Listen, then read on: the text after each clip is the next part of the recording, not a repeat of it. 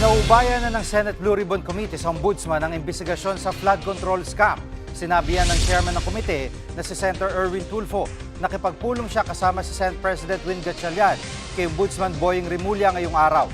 Sabi ni Tulfo, hiningi ni Rimulya mga dokumentong hawak ng Blue Ribbon Committee. Gagamitin daw ito sa iba pang kasong isasampa laban sa mga dawit sa katiwalian. Pupulungin pa raw ni Tulfo ang iba pang miyembro ng komite para pag-usapan ang pagpasa ng mga dokumento. Ang dami na ring ongoing tumatakbo na yung mga na-submit ng ICI sa kanila, yung mga congressman, yung mga contractors, tsaka contractors, other government officials, mga kasamahan namin sa Senate and ranking officials, gumugulong na. So, kung baka pakialaman pa namin, mapurnada pa. Mga kapatid, Jig Manikad po, pagdating sa mahalagang balita sa loob at labas ng bansa, dapat una sa lahat, mag-follow at mag-subscribe na sa social media pages ng News 5.